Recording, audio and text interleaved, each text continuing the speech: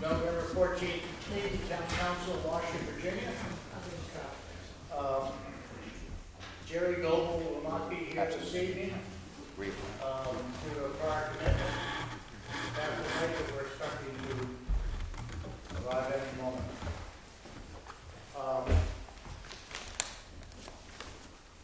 The first order of business are the minutes from September 12th. And how can I cover it? Just like go through. Some are minor, some are. Second page, operating owners are now prospectors, the unidentified woman or person. There's about the fourth paragraph, Berryville resident who complimented Gary Schwartz is M.K. Ishe, I-S-H-E-E.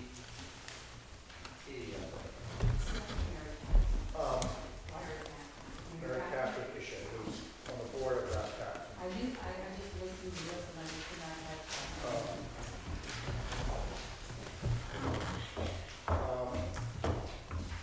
Page 3, third paragraph from the bottom. It says, "Permit should run with property and should not run to a judgment." I think it should have been dependent on the judgment.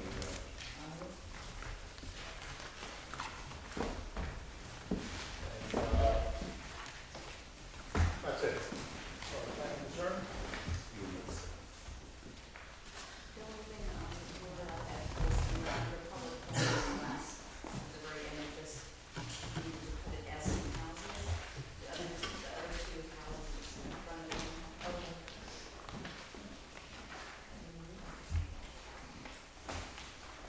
The other thing, George Schwartz's name is still on, for the call order. Okay. And under reports, it says Ms. Quinn seconded, so I think that one was seconded. Okay.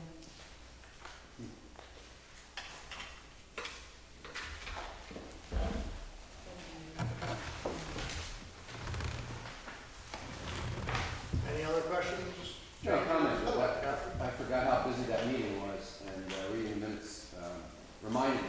But that was a substantively important meeting, and I want to compliment the clerk for capturing the substance of the meeting, and it's not always easy. A related observation, and occasionally the subject of minutes is of some concern one way or the other. Laura does the minutes in detail, which is certainly more than most organizations do minutes. And as I've gone back and read occasionally minutes of previous meetings in town council, maybe 20 years ago, like something like 5 paragraphs, happened, didn't happen, they have like no idea what happened.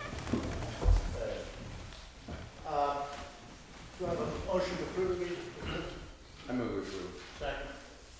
All in favor? Aye. Treasurer's report. Standing in for Jerry. Sitting in for Jerry.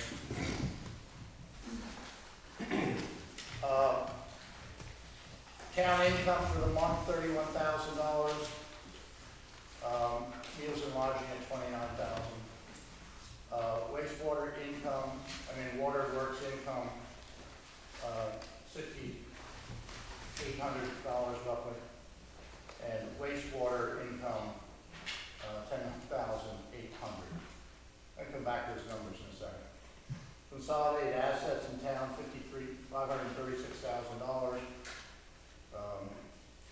The Washington Waterworks pumped 1,000,004 gallons in usage, 727,000 were billed. Consolidated assets in that account are $1,800. And wastewater works, consolidated assets are $86,000. Let me just go back and make an observation.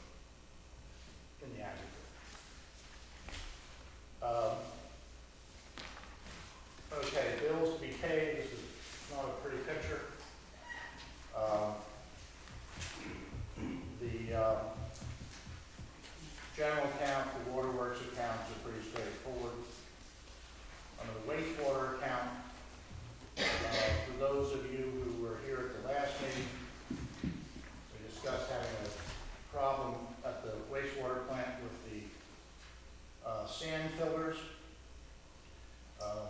One developed, there were two of them, one developed a major crack in it, which it shouldn't have happened. To solve that problem, it required a combination of draining, taking the sand out, hiring consultants, having someone go in and fix up the fiberglass, et cetera, et cetera. And if you look under the wastewater account, most of those charges, all those charges, virtually all the charges, are related to that problem, which is totaling $40,000. I think Let some me of you point have out, I that think cut there's one that isn't here, right? off. Yeah, there's some, I think some of you have that final number cut off of your, Yeah, some of you don't, that's why. so it's $40,081 Yeah. and 40 cents. But what consolation it is, the Perry Fiberglass Products invoice of $14,500. They will be reimbursing us $7,250 for that. They're paying, let's just say the manufacturer is paying half of the cost of that. But it's a big one-time hit, which frankly, no one could do much about it, fix it. One more example of how our economics are all too often driven by one-time or occasional events, which just eat up a lot of money.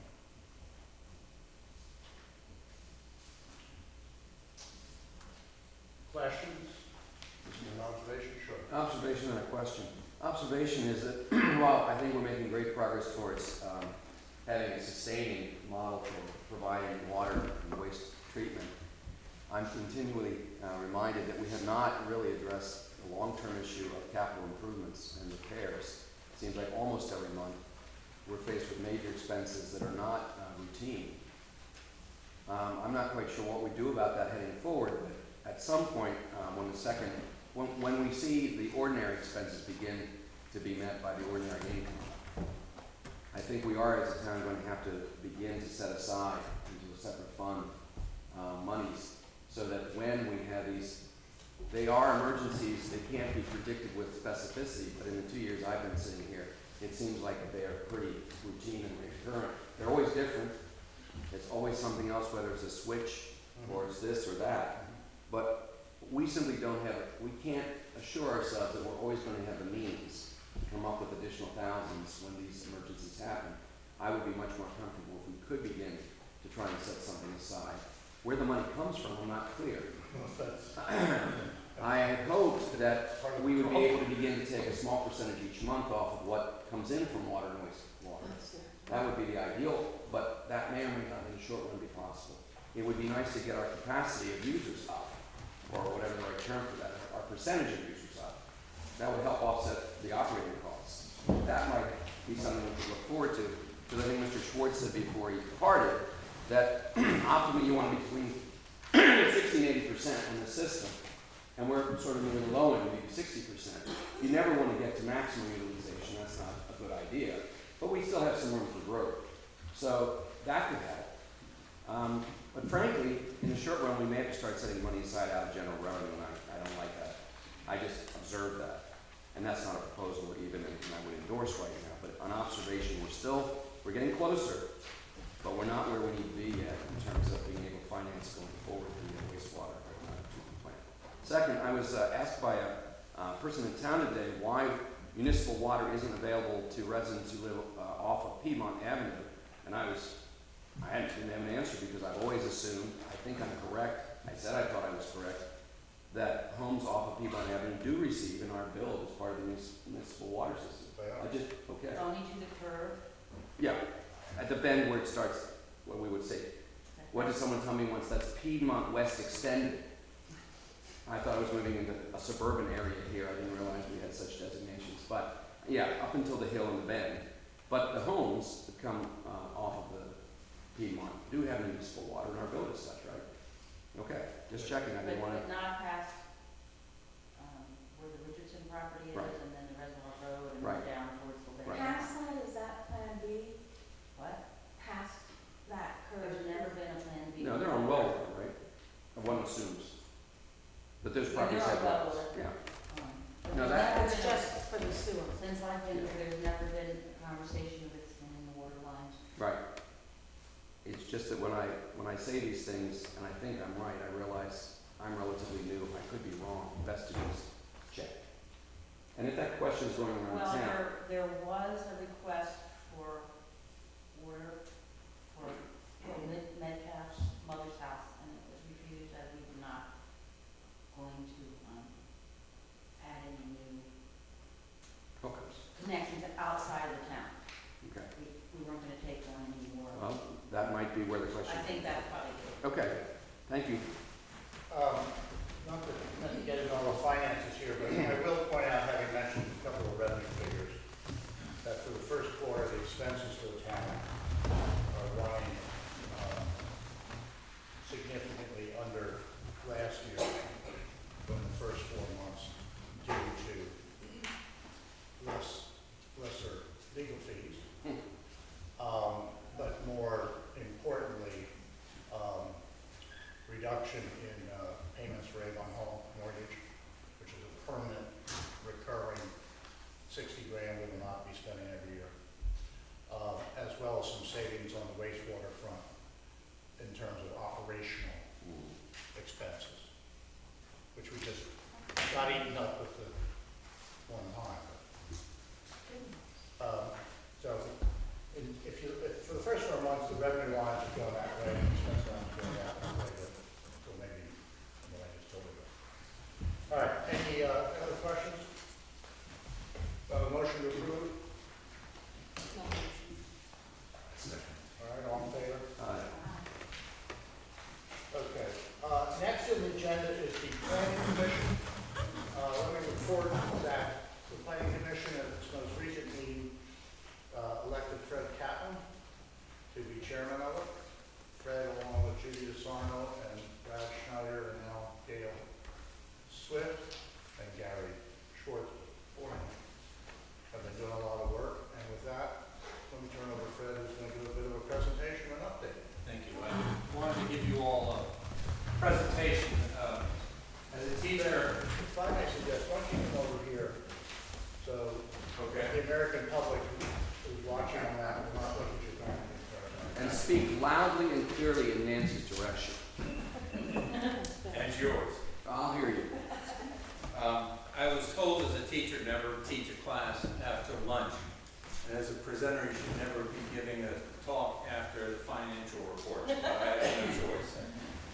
You received a synopsis of the 2 public meetings that we had on October 1st and 3rd, in which there was a discussion of the strengths, the weaknesses, the opportunities, and the threats of that the town faces, and also it was a vision process. That process was overseen by Milt Hurd, and there are copies that were out on the table for the public. What I want to do tonight is just give the town council an idea of where we are and where we're going. We began the review of the comprehensive plan in late spring of 2015 after attending a series of seminars or presentations by Mike Chandler on municipal planning. This was extremely helpful to planning commission members. After that point, we began a review of the comprehensive plan. It was interrupted for a significant amount of time with the Avon Hall partition and listing and eventual sale.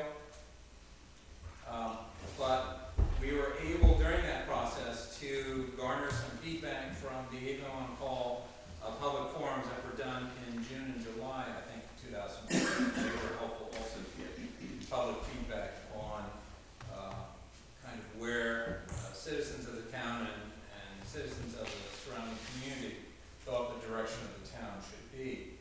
Throughout the latter half of 2015 and the first half of 2016, the Planning Commission met to discuss aspects of the comprehensive planning process.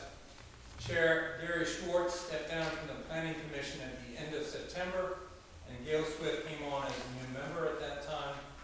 On October 1st and 3rd, as I said, there were the 2 public forums that were guided by Milton Hurd.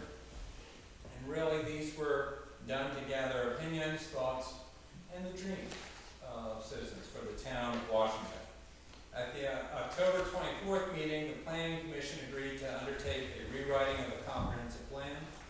And our timetable, roughly at this point, is by the end of 2016 to collect data, review other comprehensive plans, to assess content and format. By the end of February 2017, to write the first draft of the comprehensive plan. By March 13, 2017, present the first draft to the town council for its review and feedback, and also for the public thought. By April 10, 2017, present second draft to the town council of a joint session in which public input and feedback will be garnered. Near the end of May, we want to present a third draft to the public at a working session of the Planning Commission. By the end of June, we'll have the final comprehensive plan document and present it at the July 10 town council meeting for its approval. And that's my report. Thank you. Thank you. And the summary has been distributed out to everyone. Yes. Thank you. I think our goal as a council and planning commission's goal is A, have as much input as possible, B, have a timely schedule, C, come up with a coherent plan that makes sense and is readable and understandable, and sets a set of guidelines for where we want to go in the future. I thank the planning commission for what they're doing. Mr. Mayor, Yeah. couple of questions. Is this on the website anywhere? Could people access the summary? No, it isn't. Can we- can certainly. I mean, are you talking notes? No, this, that we just got, the summer key ideas from comprehensive plan public I forums. think that was handed out to the public before the meeting, that you made copies of before the meeting. Can we- I thought that was a note, her note, that's not. It's not. Well, Those are summary. right, filters. right, but have we seen it in this format before? No. Okay. Is this accessible to the public online? No, it's, But let's. so I can get it. Yeah, I'm just saying, the value of this is that we did have good turnout at 2 meetings, and I really appreciate the Planning Commission's leadership, Milt Hurd's facilitation, and this is an important document. But there are many more people who might be interested than the 20 people who came to the 2 meetings. This is an excellent vehicle then for people who might want to endorse it, add to it, or challenge it. So if the local press would make comment that such a thing is on the website and encourage people who are interested in the future development of the town of Washington to read it and perhaps respond directly to the Planning Commission in appropriate ways, then we might have a much fuller review by the community. And I know that's the Planning Commission's ultimate goal, to have as much participation, create as many stakeholders, so that when we do begin to move forward, people feel like there were no surprises and everyone at least had an opportunity to weigh in on it. So this is excellent. I just think more eyes should see it if possible. So that, All right. thank you. ARB, let me report that the ARB, given the sad departure of its chairman, John McPherson, who's stepping down, voted the other night to elect Butch Sindell as chairman. And the ARB will be looking for, as an open seat, and is looking for candidates for that open seat. And I encourage anybody interested to let me know and more formally give us a letter of interest 1 week prior to our next meeting being December 12th. And we'd like to appoint somebody then. Let me just mention a couple other things before we go into the serious stuff. everybody that the annual Rappahannock County Christmas Parade in Middle Washington, Sunday, December 4th. They got a great lineup. Parade's at 1:30. A lot more food and some new things this year. It'll be sort of exciting, or at least fun. The town Christmas party is the following Sunday, December 11th. Christmas party is for people who, A, live in the town, B, do business in the town, C, who come to these meetings and have expressed some interest in the town. That will start at 5:30. And it is potluck. Laura coordinates all the stuff that's happening. Patrick O'Connell, let me congratulate you, Patrick. 2 Michelin stars. Got a lot of,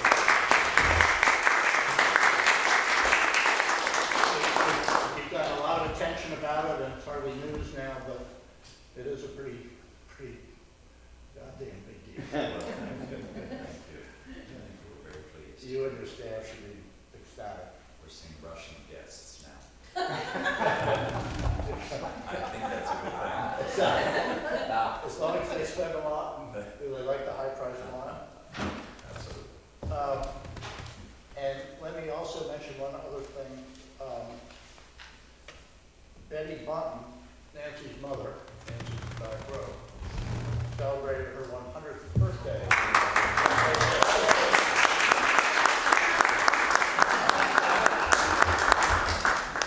I don't know what you just said no to, but it's pretty remarkable.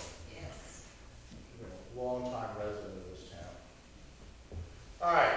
Chairman of the Christmas festivities here in town is who this year? Who's chairing the parade? Chairing the parade, activity is, the day's activity is Kier Whitson, with the help of Judy DeSarno and Tom Pelican, who've done it in the past. I don't take credit, whatever you are. And a committee of about 10 or 12 people who are Thank you. doing a lot of work. And it should be good. Mr. Bennett, anything you got other than what we're going to get into? All right, let us get into the public hearing. I will open the public hearing on the application by Peters Hospitality, et cetera, for a special use permit in accordance with, et cetera, to serve meals to both guests and non-guests in the existing 10-seat restaurant at the Foster Harris House, 189 Main Street. This would be the successor food service to that of John and Diane McPherson, which was approved in September 16, 2013. As virtually everybody must know, John and Denise are selling their place. They have. Diane, you said Denise. I'm sorry. I'm getting old. I love you, Diane. Ken too, he's telling me. So this is a public hearing on that subject. Mr. Peters, the potential buyer, had very much intended to be here. He's from California, but has had a serious, or his family's had a very, very serious health issue, without going into it all, which just made it impossible for him to come here tonight. But in his stead, Martin Woodard, Realtor extraordinaire, who's representing Mr. Peters, is going to give a presentation as to what it is he both intends to do, and John and Diane, jump in if you have anything to add. Yeah, why don't you?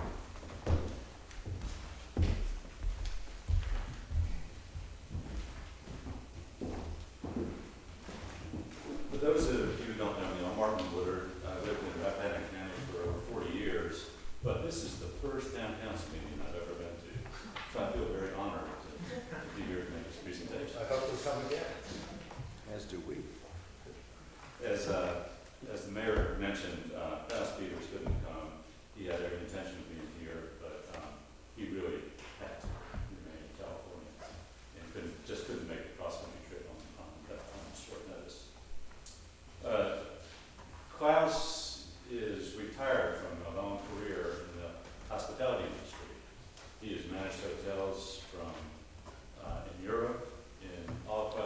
stays for companies like Sheraton and Hyatt, but he's also run some very small, very well-known, and very well-respected hotels. One in Connecticut, which was named by Condé Nast Traveler as one of the 100 best hotels in the world, and also a very popular Little Lodge in Esmeralda, Florida, where politicians and folks like to come to get away.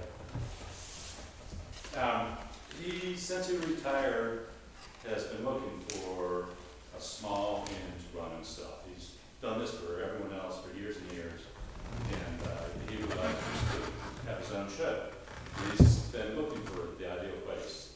When this came on the market, he contacted us immediately and said, "This sounds interesting," and immediately flew out here from California to take a look.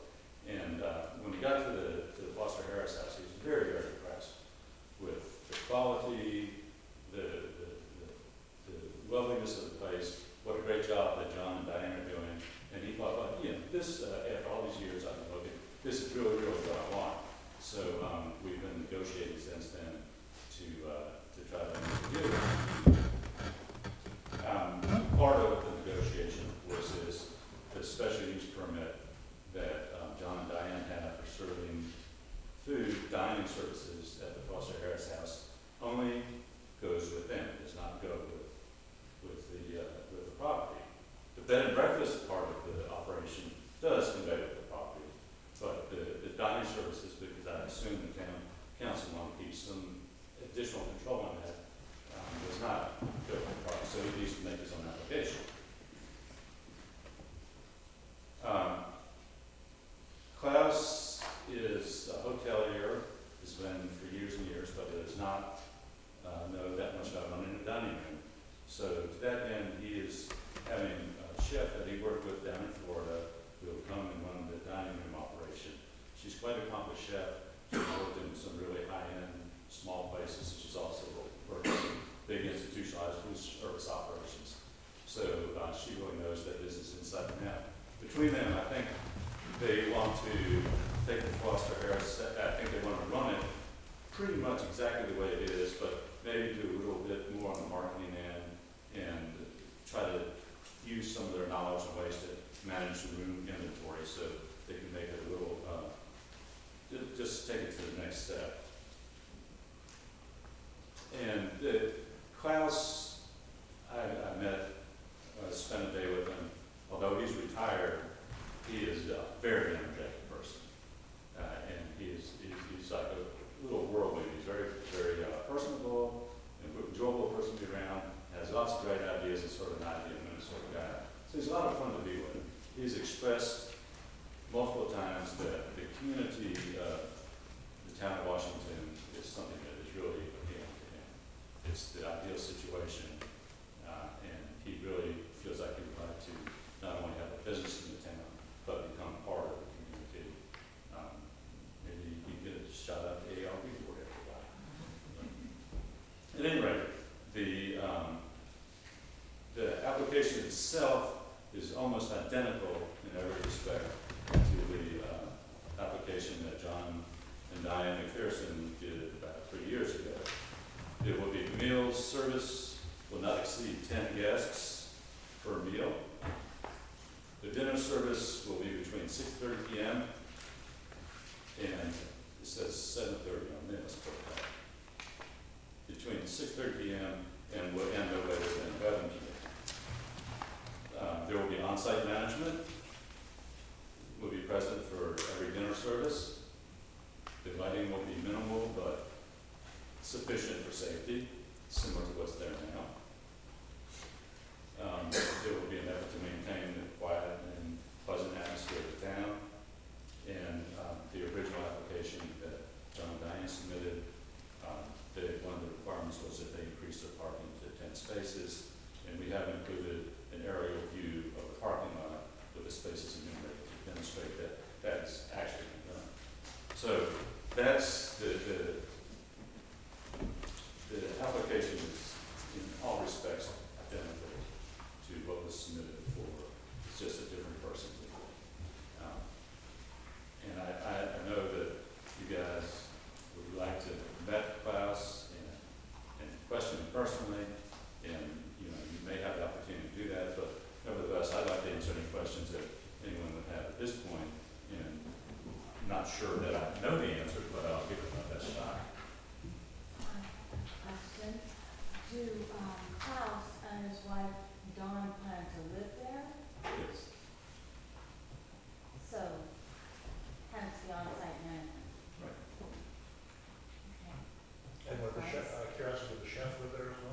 not sure what But they were living.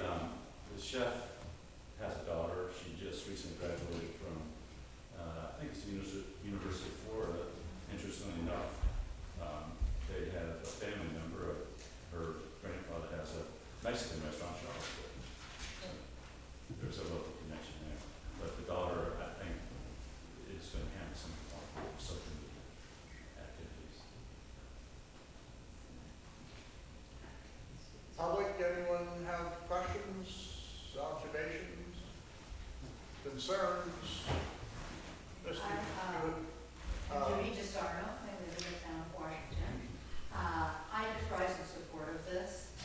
While I hate like crazy to lose John and Diane, I think this, what they have done there has been an asset to the community. I don't think there have been any problems, and I don't want to lose another wonderful place to eat. Mr. Gooch? I have a technical question, or change I think should be made.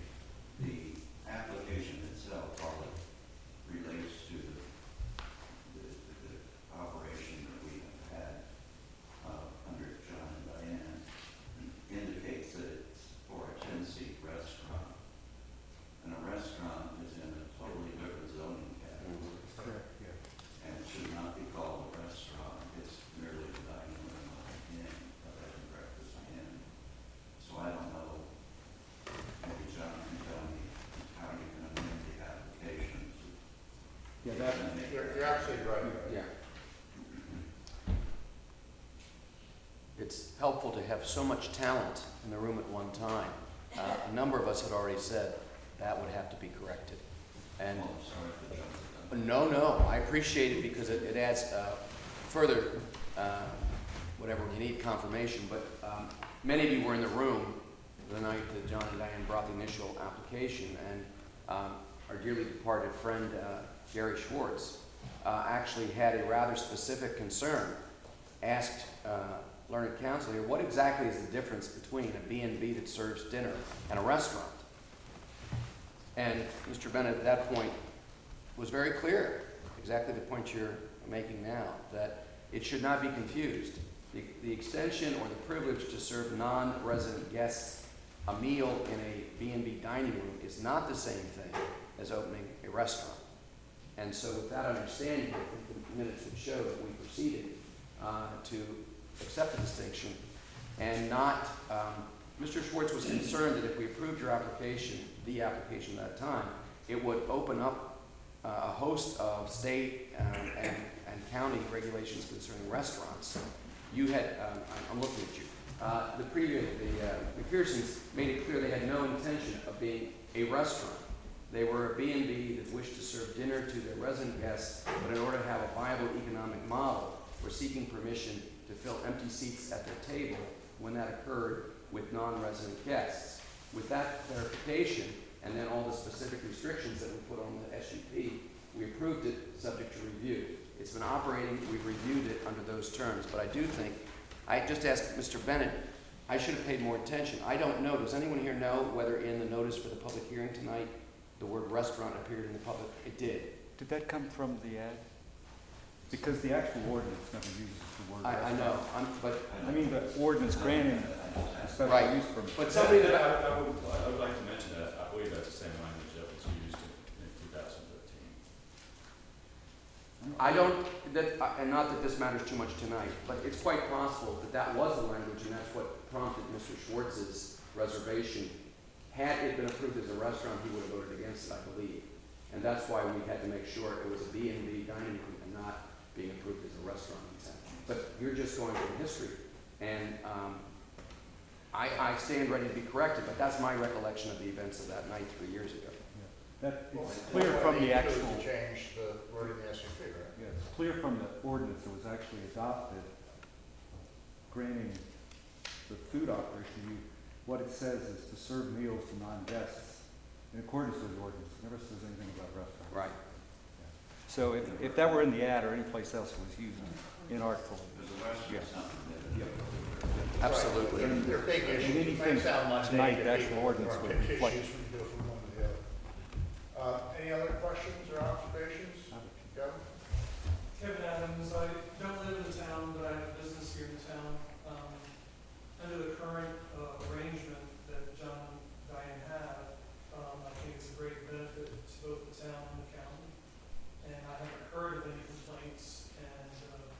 And so I would encourage the council to approve this SUP for the new owner of the property. Anyone? Robert Howard, I'm on and off resident here. And I would just like to echo what Judy said, that we can't, I hate to lose that situation. So they put so much work into this thing. It's such a great asset. Mr. Mayor? Council, vote? Not to put Nancy on the spot, but we have the benefit tonight of having the immediate residential neighbor. You did speak 3 years ago, I remember. I had to listen to the end of your comments to be sure where your support was going to lodge, but you concluded with wanting to support your neighbors and suggesting that we should go ahead with an SUP 3 years ago for the extended service. I know that, like the rest of us, you must be a little unhappy losing such good neighbors. But how do you feel about this application tonight as the immediate residential neighbor? I have not met Mr. Peters yet. I assume that everything will be fine. I'm a little concerned about lighting. I would hope guests would not sit, in the warm months, sit outside all night. We are getting older and kind of go to bed early. But I say that with some hesitancy because I think having a business like that in town is really important. Do you have any concerns that couldn't be met, do you think, by specifically crafting restrictions on the use? And then they would be reviewed. So lighting and noise would be two things I heard you mention that you would have concerns about. Is there anything else that, those would be your two main, lighting and noise? Thank you. I didn't mean to put you on the spot, but we do have you here. ARB would be responsible for reviewing the lighting, would they not? Well, the fixtures, but not necessarily if they were on lighting as well. I think. In the language I was going to discuss for proposed ordinance, I put in there that they would, before doing any modifications to the existing lighting, they would submit an overall lighting plan sketch, and they don't have to have an engineer or anything, to the ARB, and the ARB would approve that, and that would include the intensities.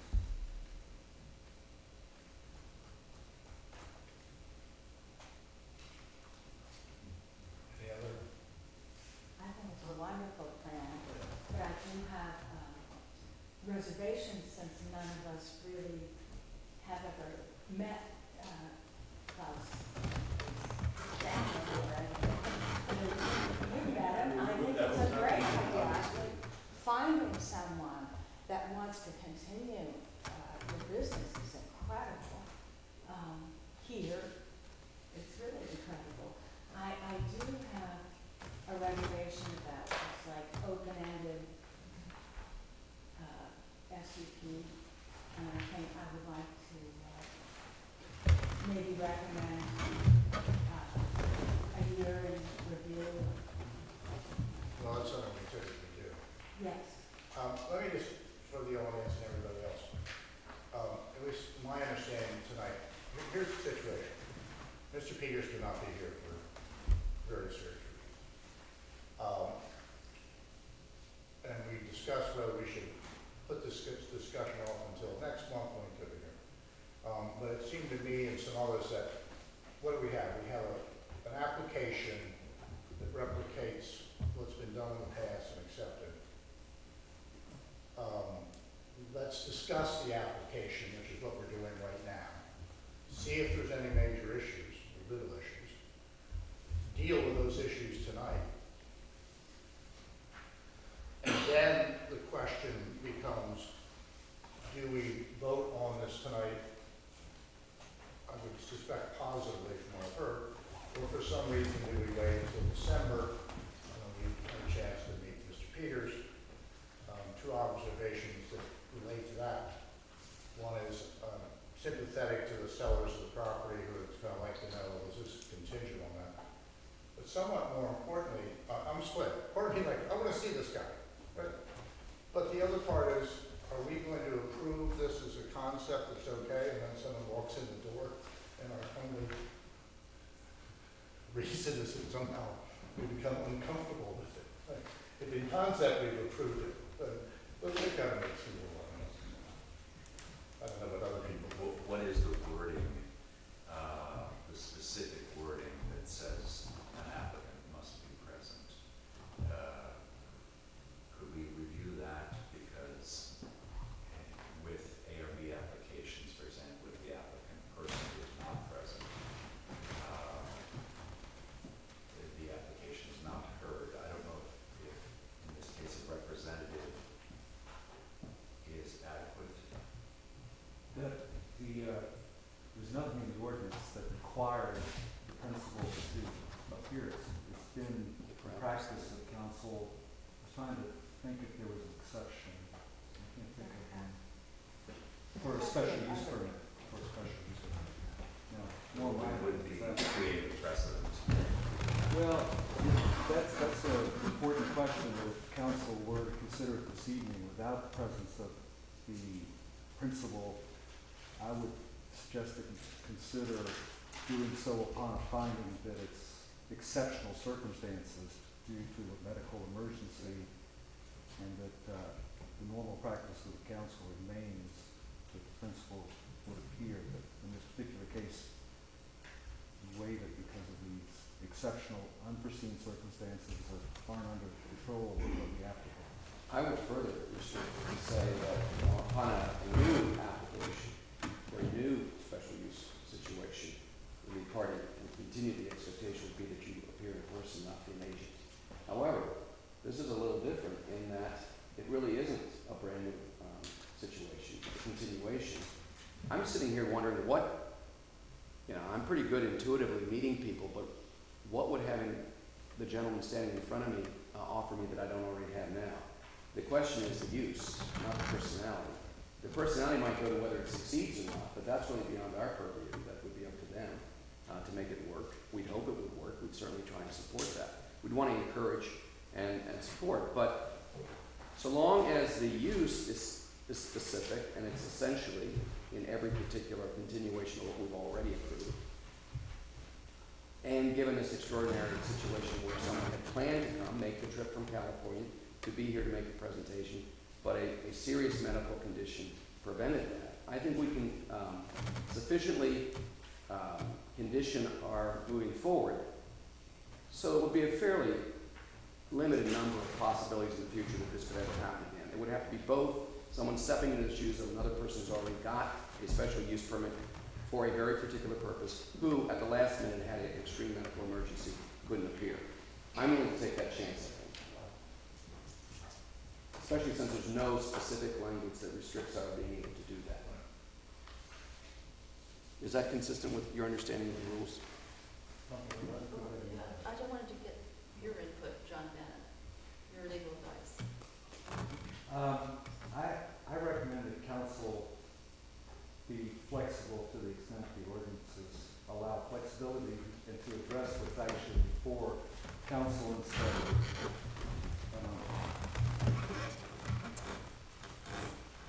adhering or applying a standard that, while it may have been applied any number of times, may not apply to the present situation. This seems, for all these reasons, like one of these cases where the council could go forward in the absence of the principal.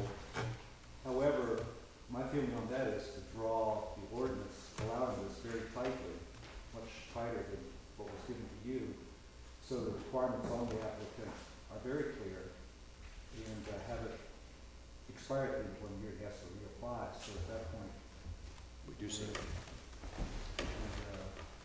Well, in 1 year, re-application or review is something we typically do, in fact, we do it with you. But this would be different. This Yeah, is I actually. don't think that that's fair, to be honest with you.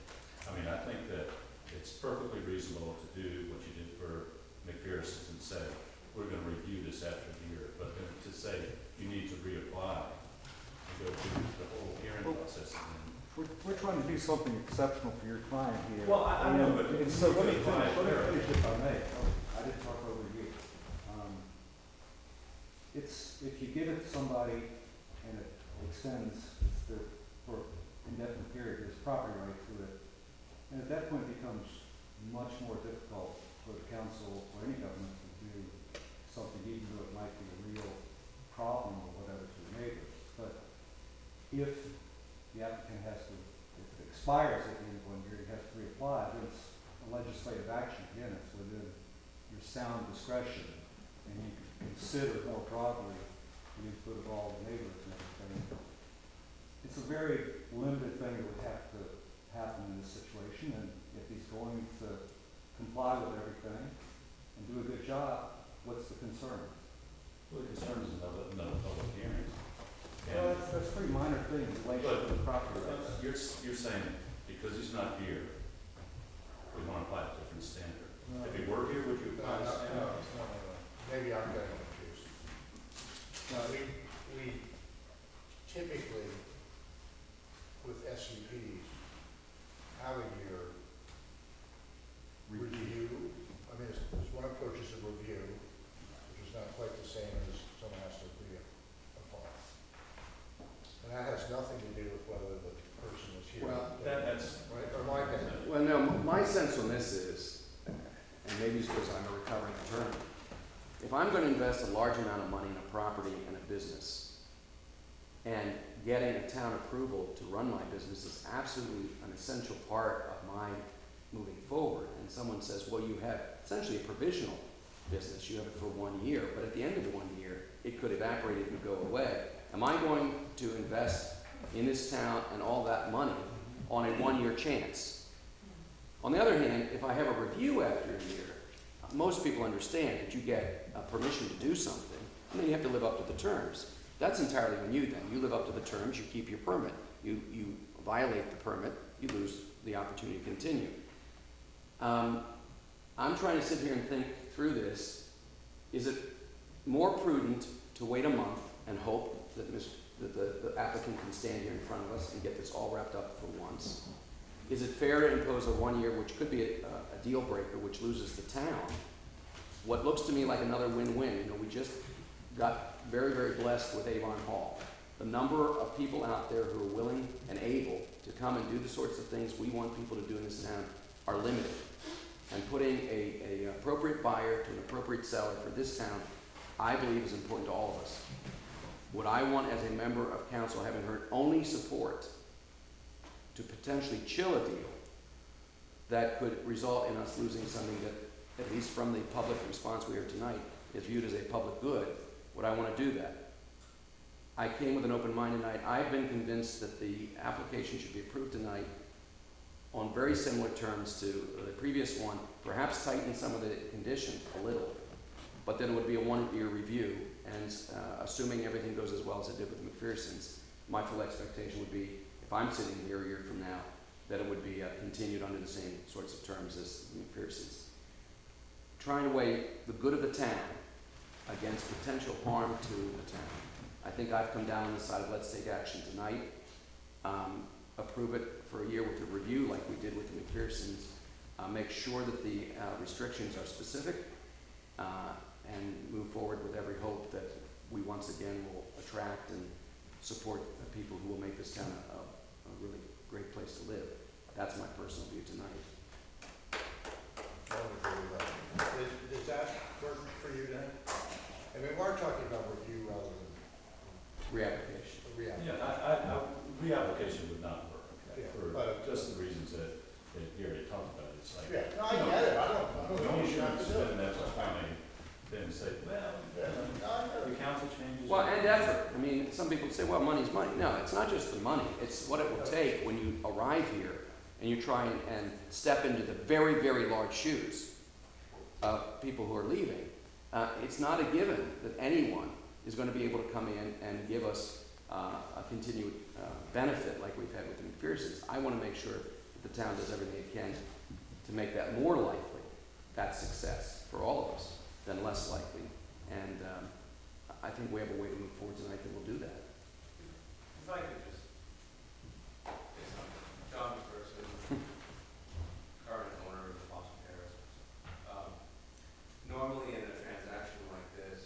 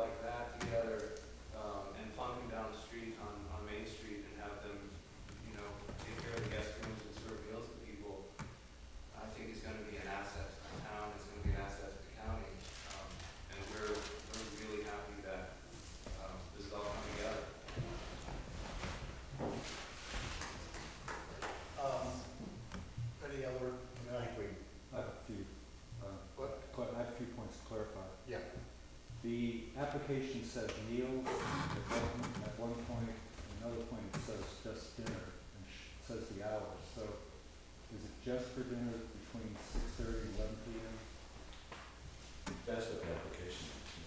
Or is it another point that says meals? So there's ambiguity there. So I just want to The clarify. question is lunch, I guess, right? Yeah, and breakfast, I just wanted. Well, no, they serve breakfast. Not Yeah. guests, Oh, right. so not guests, that's the question. So I just want to clarify that because it would be in the ordinance that it's just dinner, so I didn't want any misunderstandings. This is exactly what was presented 3 years ago. Okay?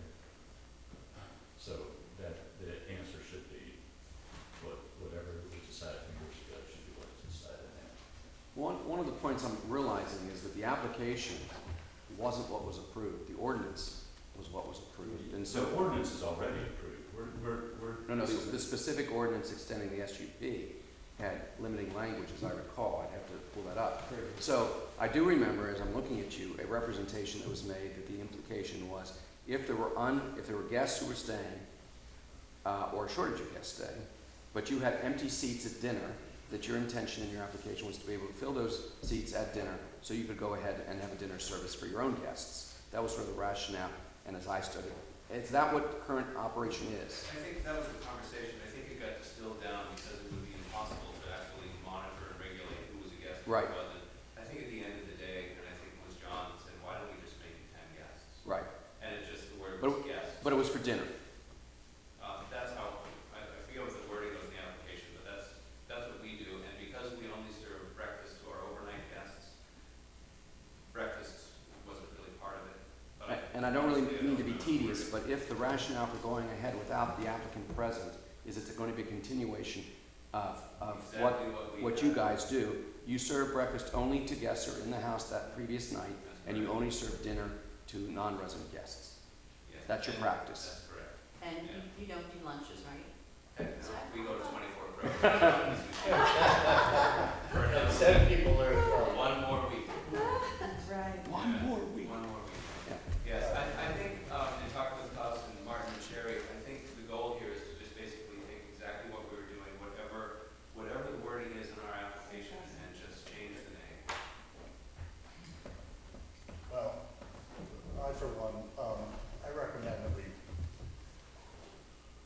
vote tonight to support the SUP, to have the clarification that you had, Mr. Bennett, with regard to where you had, with this kind of, the fact that this gentleman is not here, is not the way we typically operate, it's just an explanatory note for the record, and how it should be done legally.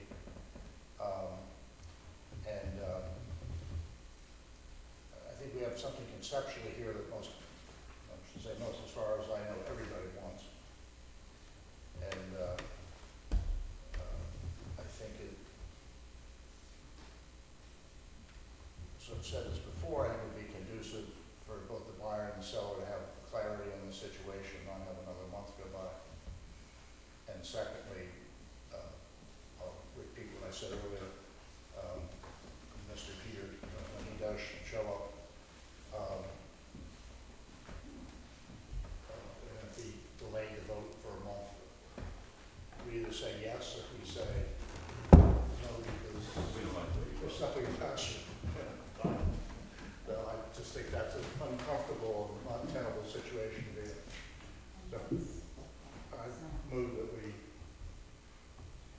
why don't they review us? The specifics of the ordinance that council, this would We be a have to go proposed through the form. list. This would be proposed to consider the finding of the standards, but this would be the actual form of the ordinance that the council would be voting on. So I just want to go through it to make sure, because there's a number of points, and we've discussed a number of different things, I just want to make Do you sure. want to do it in the public forum, or do you want to do it later on? Well, I think we should do it right now, because everybody will be interested in exactly what's said. So the ordinance would be upon the application of Peters Hospitality Management LLC, acting through Klaus Peters, contract owner of property commonly known as Foster Harris House, to serve meals to non-guests or guests for dinner only, not to exceed a total of 10 persons. And subject to some further conditions in accordance with the ordinances upon the following express conditions. Now, on-site management, the application says on-site management during the dinner hours. And we've been told that Mr. Peters intends to reside upon the property, and that was the understanding when you applied. And so it might behoove everybody just to make it explicit this time. On-site management shall be provided by Klaus Peters residing upon the premises. I would question that. Are we really suggesting that Mr. Peters has to be there for a meal? Not every meal, no. If there's a chef who's managing the place, I mean, it's gotta be a person cooking the food and managing it instead.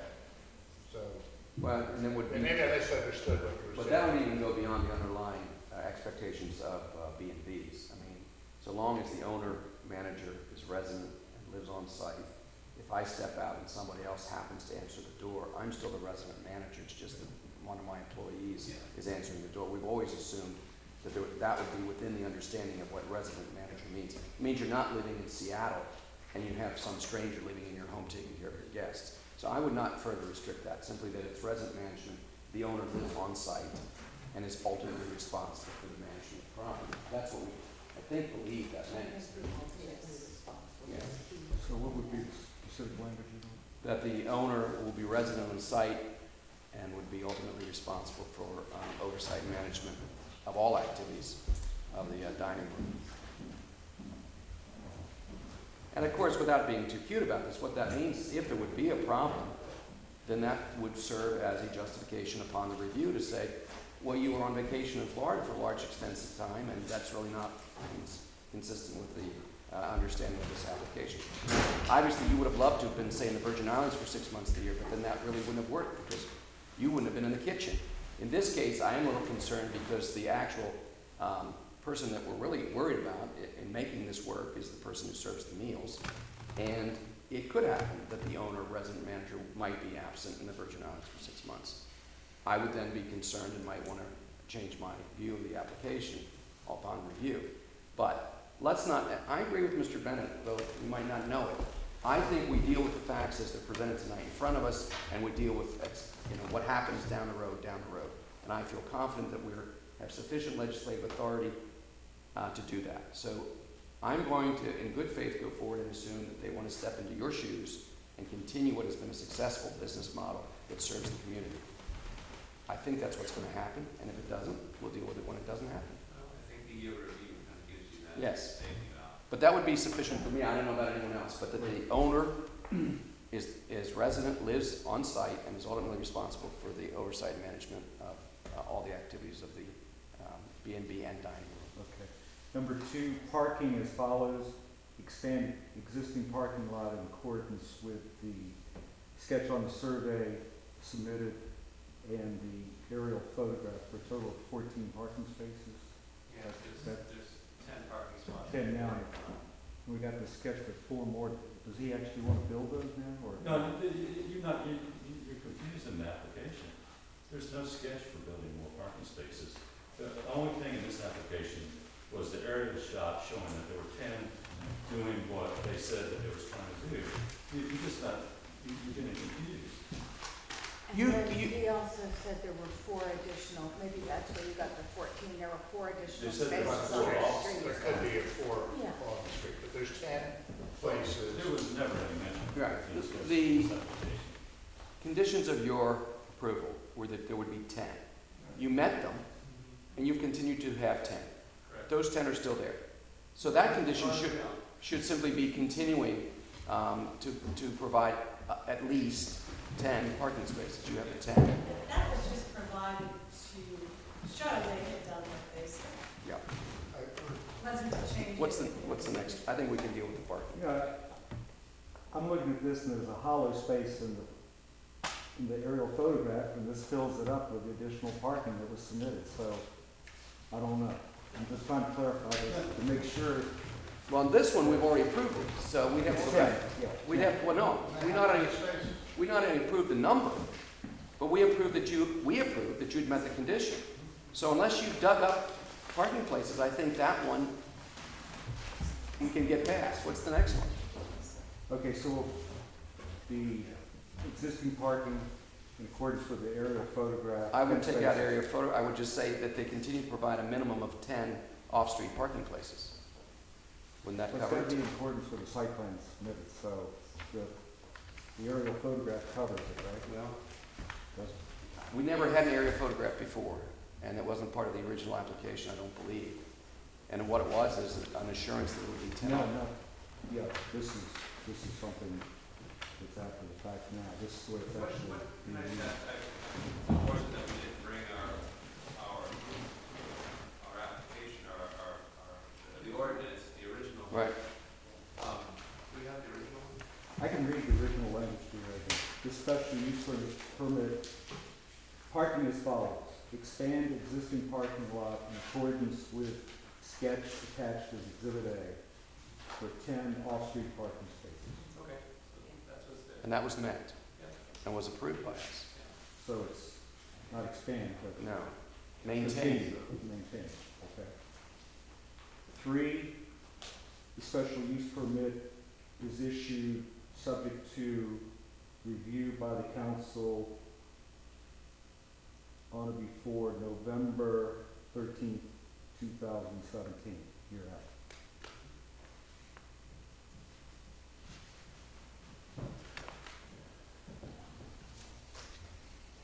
It's a tiny detail. When are you closing? We have no idea. Yeah, That we don't have any Plus, I don't- idea. why would it be on or before? Why wouldn't it be just on? I'm suggesting delay to the beginning of January. Honor before is pretty typical though, because, Thing comes in the council meeting. yeah, you have a little flexibility to go before. Well, but the mayor makes a very good point. The idea is that we would have a full year of review. It is unlikely that this new management's going to be up and running much before the 1st of January. So I would extend it and give it, say, a year from closing would be good language. Or actually, you could even say 1 year from the beginning of operation under new management. Because some people buy B&Bs and it's a while until they're actually opening for new business. So maybe we would want to tie it to the actual start date of the new restaurant. I'm sorry, the new dinner service. Yes. Thank you. Yeah. How about if we say February 13th, 2017, would that be far enough out? We need to put a date in. 2018? Yes. Yeah. Let's just 2008. Yes. keep the train moving. That would work. Yes, February 12th, 2018. right, Thank that makes sense. Yeah.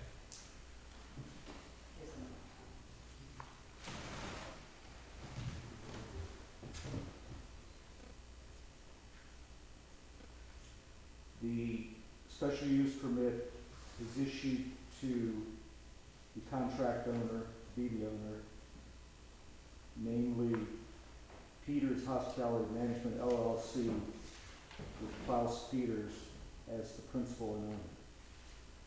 5 hours of serving meals to guests and non-guests shall be as follows. Dinner hours limited to 6:30 p.m. to 11 p.m. Noise standards as follows: do not unreasonably disturb neighbors. Now this is about the lighting that I added. Number 7, no additional outside lighting to be installed until an overall lighting sketch plan is submitted and approved by the ARB, including intensities.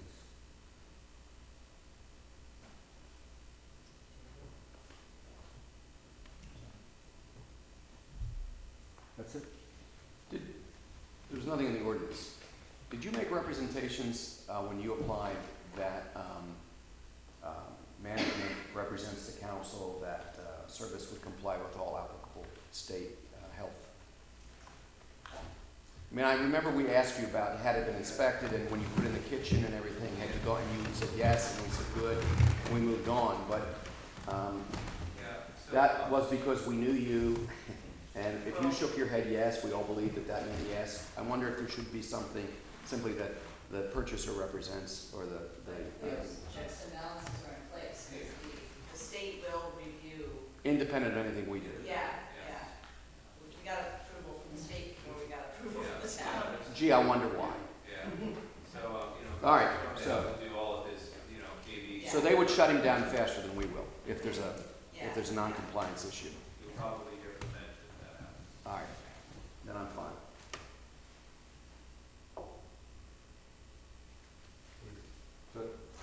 So consider all the other standards on that basis.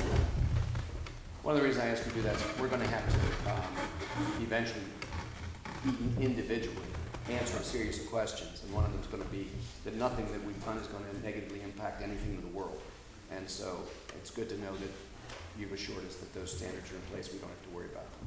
What I was gonna suggest, instead of my reading each standard separately and polling you as to each standard, which we've already done, that this time around, that you would approve it subject to the general standards and special standards of the ordinance, and just vote on it. I think that makes good sense. So long as that's something we can do. All right, In this particular case, we've already considered. Gone through all that. okay. Good idea.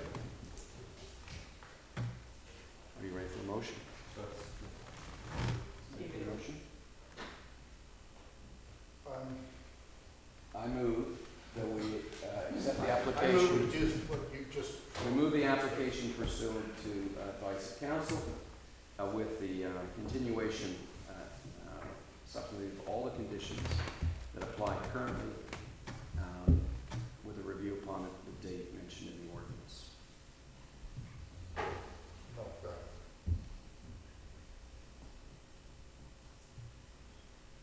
Yes. Yes. Yes. Yes. Yes. You have to vote on the stand. No, that's what he's saying. We That's just what put it in he the knows. aggregate. The ordinance is going to read that by this vote, they approve general standards of 611, and special standards of Article 612H6. You've already gone through all. All right, so H.O. made the motion, who The seconded? mayor. Mayor seconded. Okay, I'm sorry, I interrupted your vote, so would you do it again? Yes. Yes. Yes.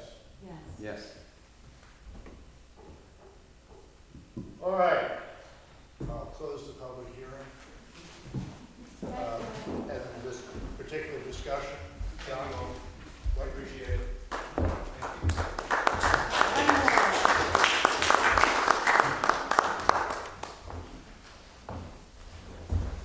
All right. Old business, appointment of a council member. As everybody knows, there's a vacancy from the town council due to Gary Schwartz's resignation and departure from town. We have a number of people have expressed interest in different ways. We have an application from Brad Schneider. Application is not the right word, but raising your hand and saying, I'd be willing to sit through meetings like this. And I myself think Brad brings a lot to the table. He and his wife are longtime residents. What? I thought I did. Okay, I closed the public hearing. That's what I I thought. thought I'd already done I it. didn't get it. Okay.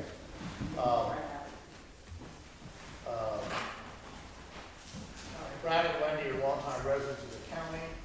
They've been in the town. They've been engaged in many different activities in different ways.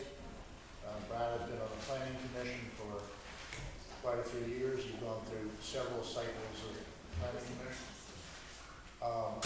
He has experience in engineering and such, and familiarity with wastewater systems, and has, which is extremely valuable, particularly given Gary's departure. I think he has a number of very good ideas as to how we might approach the problem.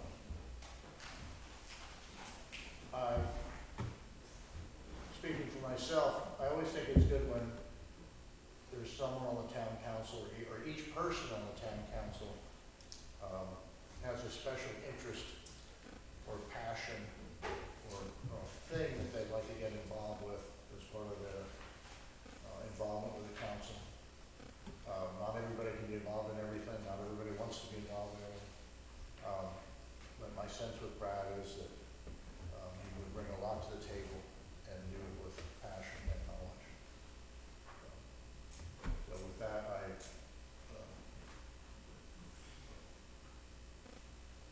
this is not make a motion, but Well, Mr. Mayor, I recall the last time there was a vacancy that council advised this is the proper form under municipal statutes of Virginia, is that a member of council nominates and then we vote. so this is where I was And searching so, for. would you care to nominate, or do you I want would to like to nominate? nominate Mr. Schneider. Second. Well, we don't second, we vote. Do you need a second to a nomination? Second. All right, I'll second it. Second. Yes. Yes. Yes, Yes. Yes. yes, great, fabulous. Yay! Welcome. And he'd be sworn in so he can join us. Yes, I know. Brad, a technical detail, you're actually not officially a member until you get sworn in by Peggy Ralph, Right, who could not be here this evening, so I gotta see it tomorrow. you're like only maybe 8%. I think it has to be done in public meeting, doesn't it? No, do it in the clerk's No. office. Oh, wonderful. Maybe not, so, Where's the photo op then?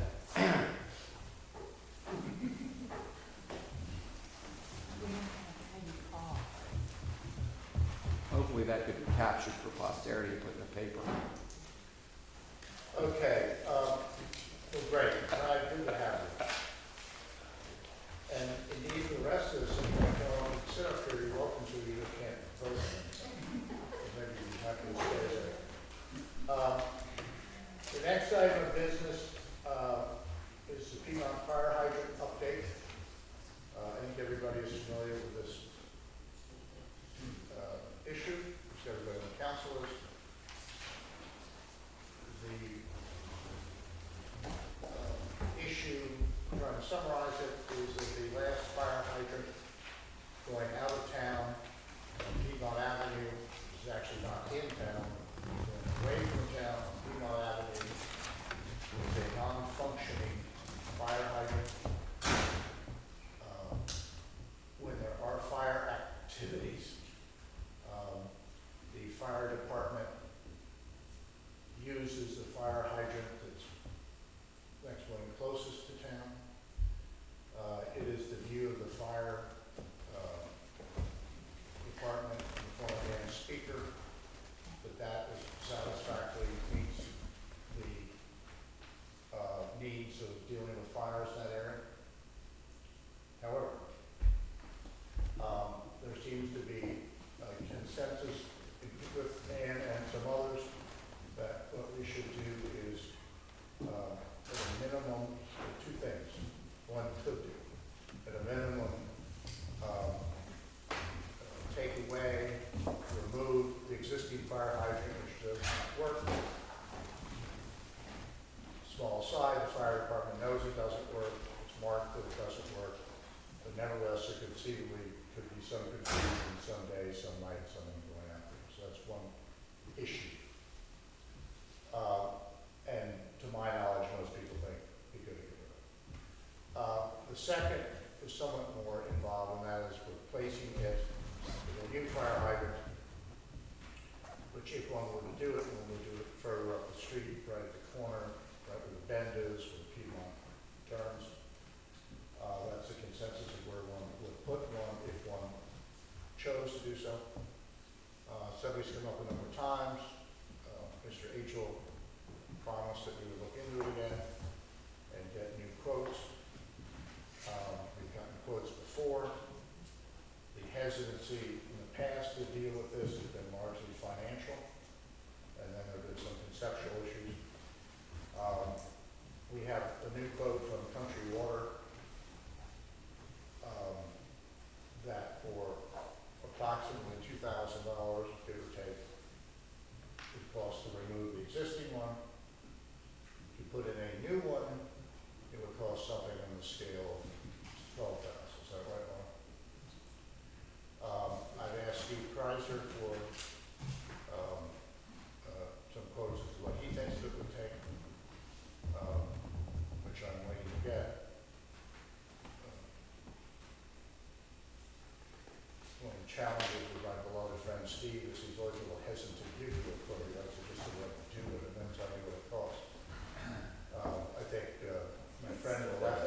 experience with that.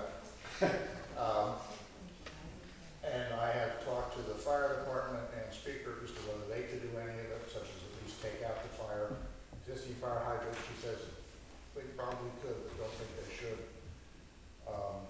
Just, it should be done more professionally. So that's where we are. And the choice is tonight is to kick it down the road again, number one. Number two, decide to remove the existing fire hydrant at a cost of approximately $2,000. And three, replace that with a new one at the cost of somewhere around $12,000, give or take a couple. Maybe we could get a better number from Kaiser. Just trying to keep moving this thing along. I would recommend that we vote to remove the existing fire hydrant, that we delay, that we do not choose tonight to replace that fire hydrant.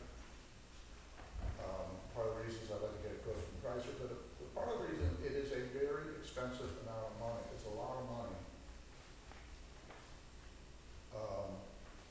to solve an issue which I know has some public attention,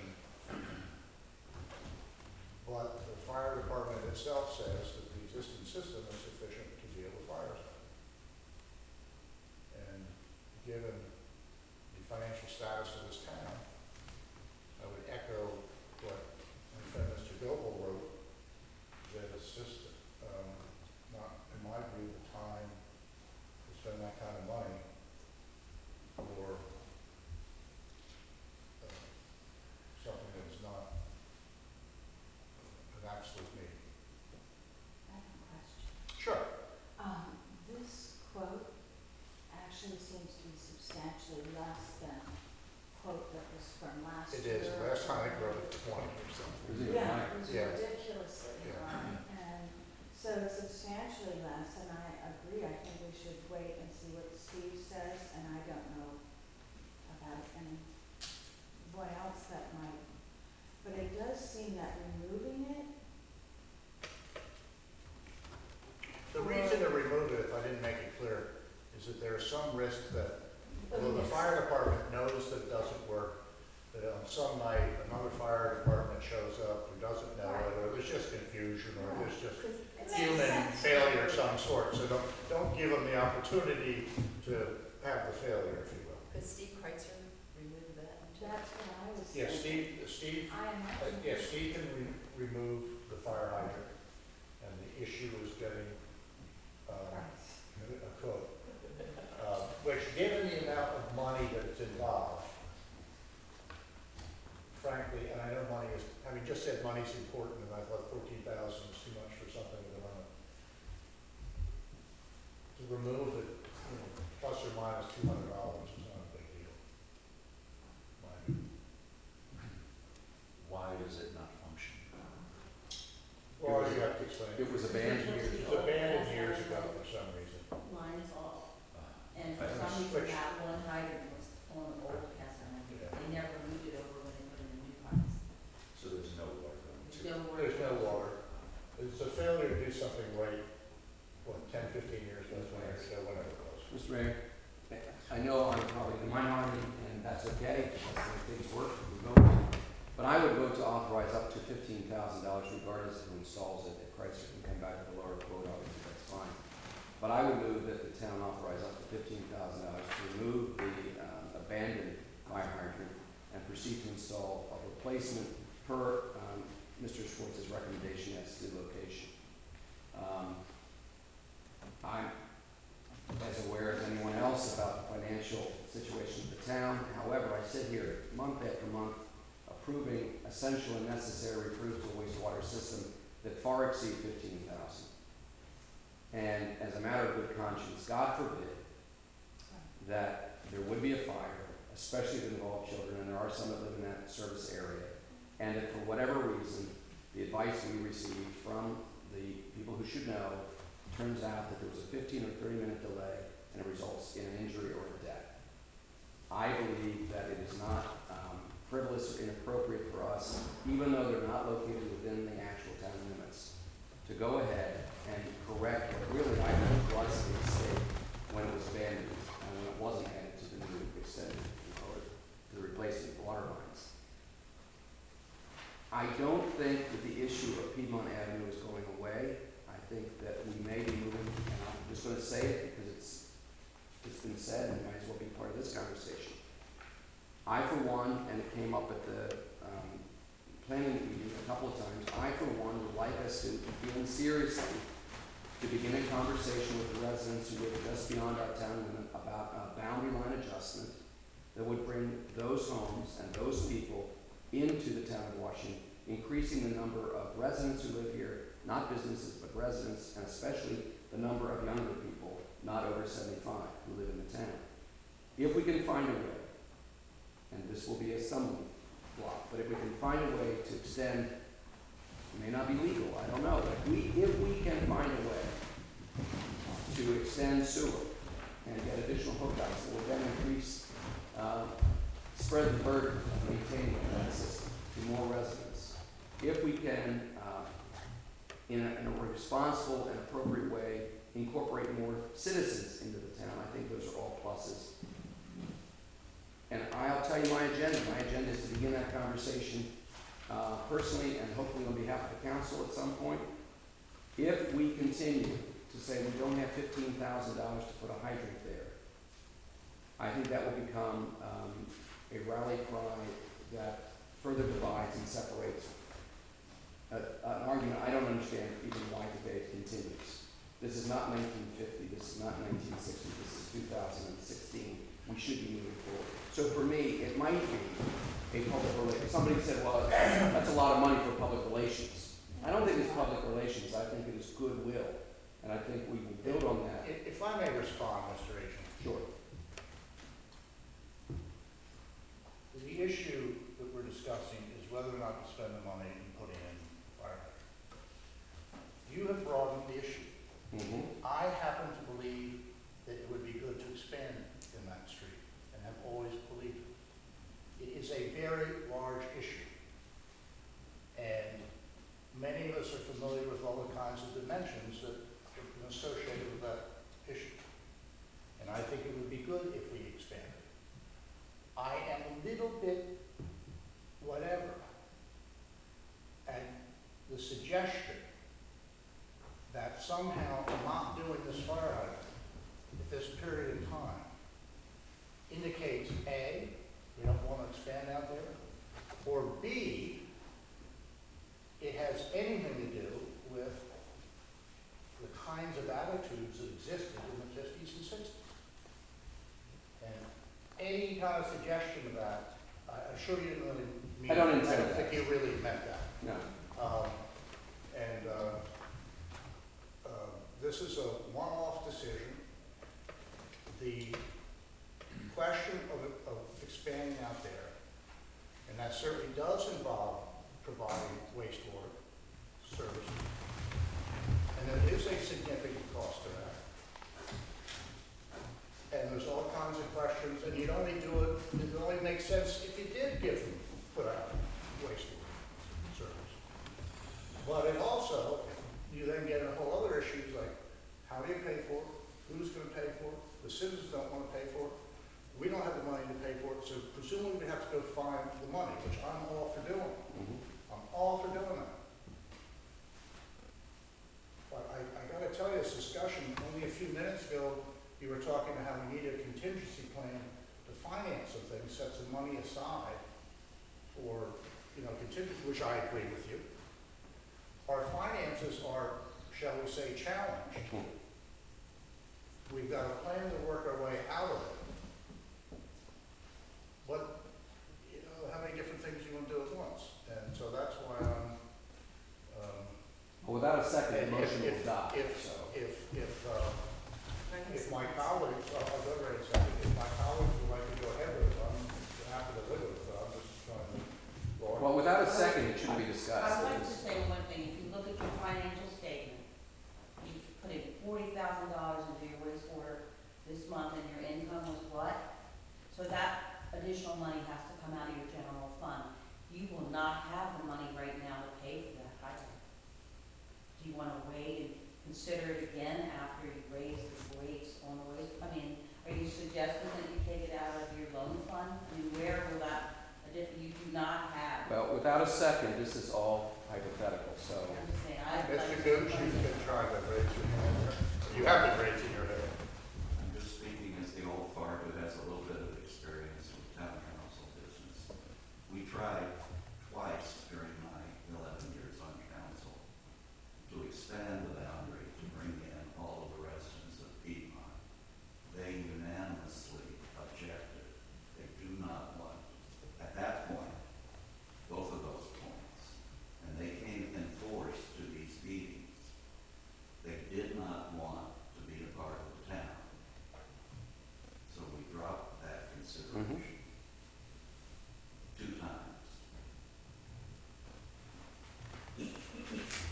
Anyway, it's a large, big, gigantically important issue which we're not going to resolve tonight, but it's, Brad, you've been raising your hand. Yeah, I know. And I know this is not a public hearing, but we open that. Okay, because I'm council, but not Well, that's formal, right. whatever. Anyway, everyone gets it. Okay, just the thought is, do you want to throw it in my lap? Do you want to throw it in my lap? Because we have one number, you're waiting for numbers from Steve. I'll push the button to get a number from him. Removing the old hydrant is a simple matter. Tapping into the new line, you gotta have someone who knows, because that is our public water system. It's not just a matter of slamming something on top of the pipe. So it has to be done right, it has to be done with someone who has the proper credentials to tap that line. So if you wanna give me that responsibility to go and maybe find another couple of proposals, because someone may say, well, look, I got an excavator here, I can swing across the street and practically pull the thing out in Well, 10 I minutes. agree with you, but after all, let's be clear, that's why we went to Country Water for a quote, because they do our system, they're responsible for doing it. They know our valves. They know our valves, they know how to do it right, there's always a question of, cost of things. That's one reason, that is the main reason we've asked them, they work on our system. Steve represents somebody who knows what he's doing and people kind of trust. Anyway, I guess I'd be happy to get you involved in this, if we can do so. Because I'm just thinking, the people on Piedmont would like an answer, and that's totally understandable. So I'm thinking that maybe by next meeting, we can say, we know what the costs are, Okay. we've got a tentative timeline, so that they know, Like and colleagues. we figured out a way to Well, find money. the reason for the motion was this is half the price roughly for the 2 tasks, removing one and installing one that we received the last time. We've continued this now at least 6 months. If the real issue is financial solvency, and we really don't have the funds, then it gets voted down, not because we don't have an answer. We do have an answer. Right now, we don't have the money and we can't do it. Maybe later we'll reconsider, but I would not recommend we tap into the loan fund for this. I think there's some ways to move money around, but I could be wrong. We have a treasury statement that should be read in the record tonight. It was strongly opposed. My point was, I'm in favor of not continuing conversations if we can get an answer. If the answer is no, we don't install it, then the answer is no. But this has been on our agenda now for months. We keep getting quotes. This is the best quote. If we were going to do it, I would be really surprised we can get a better bid. But that may still exceed what we have available to do this work. There was no second for the motion. It's not properly in the debate at the moment. Without a second, it dies. And that's pretty much the answer. That tonight, the council decided that we're not going to install, we're not going to spend the money to remove an abandoned one and install a new one. If someone else wants to make a motion limited only to the removal of the abandoned one, that's a different motion. Maybe we have $2,000, but I may be confused. I thought a motion was made to remove the existing one. I thought I just did that. that was a recommendation. Well, That had, but I don't know. I'm sorry, sometimes the terminology. I think I made a motion Okay. that the town council votes to remove the existing fire hydrant. Is there a second? If that terminology is adequate, please someone correct me. Has to have an amount, not to exceed what, it's gotta have an amount and where the money comes from. But I wanna raise one other point. This thing seems to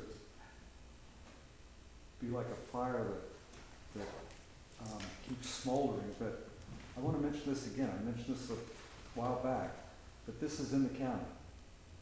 And while the town provides water services out there, I don't know that the town, number one, has any responsibility to provide fire protection out there, any place in the county.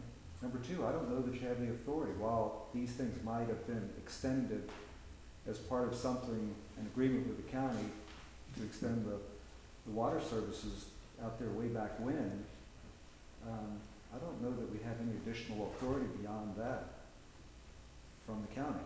And this is county jurisdiction, not the town. The town can't act outside of its boundaries except as to matters that essentially delegated by the county over to the town, which was water service, and I don't think there's any obligation for fire protection because the town doesn't have. Just to be it's never been in that is business.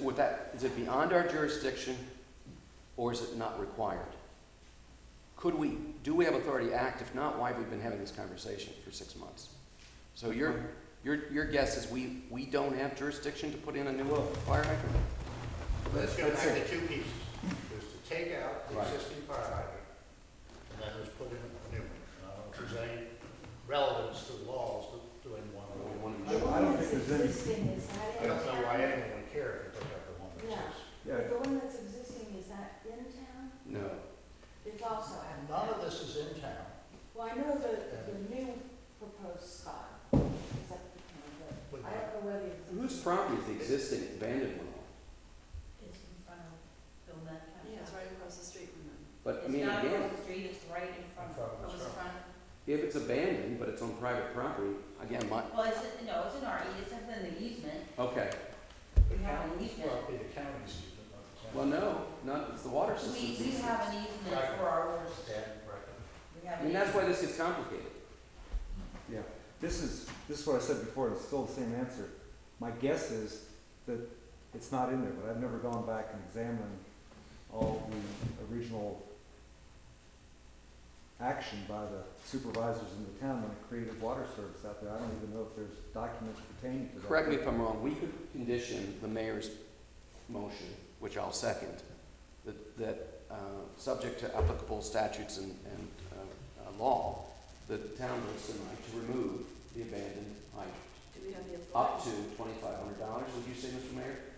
3,000, did you say? It says 1780. 2,000, did you say? What do you think? I say go ahead and say 3 because the quote isn't bus, isn't. Okay, let's say up to 3. And I would second that. And it comes from the general fund? No, well, I think that, you might be, we have some unusual bills in our order, but I think you might be able to pay for it out of your water fund, It is, particularly as this work might not even get done until after you raise your rate. it is true that the water revenues are or soon will be exceeding the normal operating expenses of the water system. That is not true of wastewater. Yeah, I don't care strongly, but it seems to me that this is not an associated cost with providing water service to anyone. This is removing an abandoned piece of equipment that was left on someone's Somewhere property. water service. Yeah, I don't care. It can come out of the general fund. I would take whatever you recommend. In your fund, you can do that. Water service. So, John Bennett, so we have the authority to remove it? I'm saying that I'm Not sure. not, and unless there's something preserved in these records granting the authority to the town, you don't have the authority. If you can't guess that it's there, and so we But who have to put go it in? back. The town or the county? Yeah. Well, the water, office of water, drinking water makes us maintain them and pay them and service them. The town does? But the office of drinking water makes us, make sure that they're maintained and paying. But this one is no longer part of the operating system. That line was So abandoned. we're Right. not maintaining it. So I don't know. anymore, So we would then get rid of it. I don't know, I defer to this guy, because Okay, that's why we pay him the big bucks. well, why don't you just do it? Is assumption Additional would be that- that That's why I said we could make it conditioned on the advice of council that we have the authority to do it. the assumption would be, I think, Joe, that as an asset of the town, it's part of the town's infrastructure, be it abandoned or active.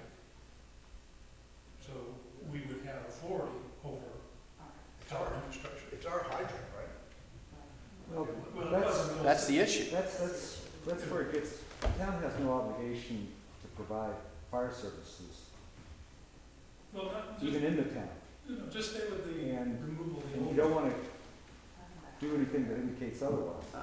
I'm prepared to say I lack the expertise to be a part of this conversation. I will defer that judgment to the person who's gonna look back in the records and find out if we reserve the right to maintain or remove equipment. But I would think if we did, I agree with the mayor, that at least tonight we could do that much. We could remove one possibility, small as it might be, that it might create some kind of delay or confusion if it were ever to come to. I was told by the mayor today that that hydrant is painted black on top. It is, to but let at you know. night, again, who do you listen to? I'm not a volunteer fireman. But if I were in the midst of a fire and it was at that end of the street and I saw, I might delay, it might, so. Right, I'm with you. All right. Would it be too practical just to put a small sign that we would pay, would be waterproof and unremovable, which just said non-functioning on the hydrant? That would be bright, easy to read, and Cover it with a concrete silo.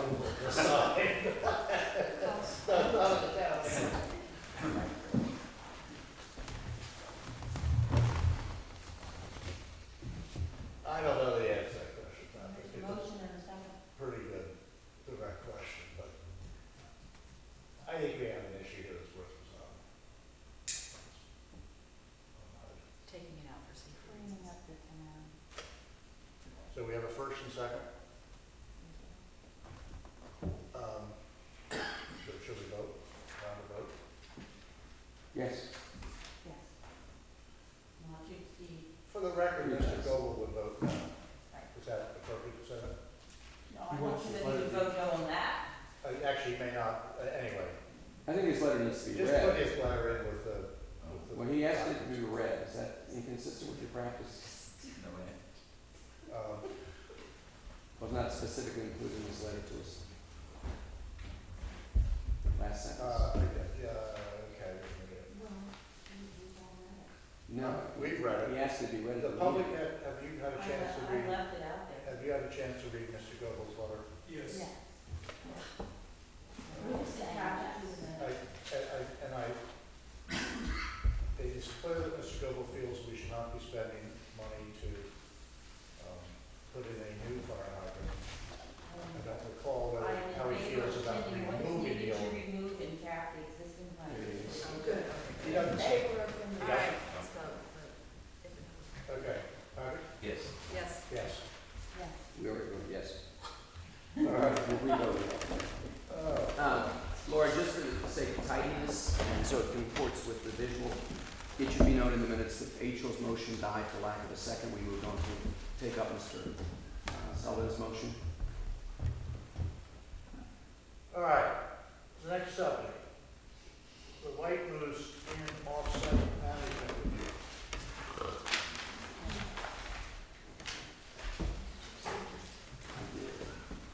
To remind, Sorry.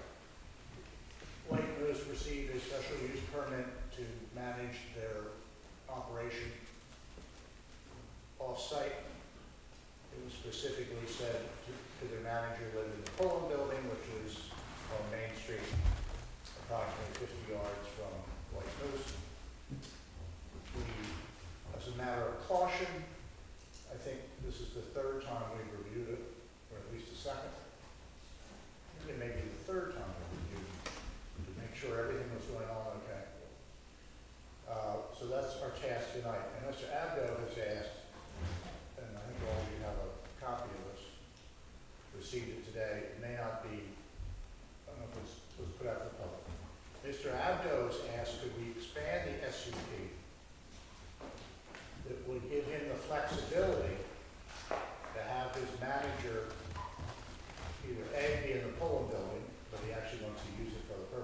he be in what we would call Gary Schwartz's home, Mr. Aldo now owns, which is 15 yards in White Moose, or 20 yards, whatever. Or the person be able to reside in the piece of property that is across from Mr. Schwartz's house, which is 48 Piedmont, which Mr. Abdo owns. What he is looking for, rather obviously, is to have flexibility where he puts his manager.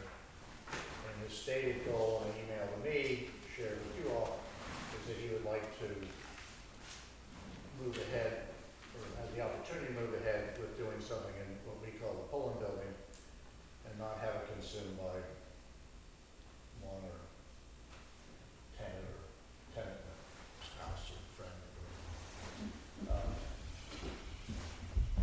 It makes sense to put them into Gary's. Pardon? It makes sense to put them into Gary's. It's closer, it's right behind it. I mean, it's on the same. To be clear, property. Jerry's or the one across the street, which is also close. He's looking for the option,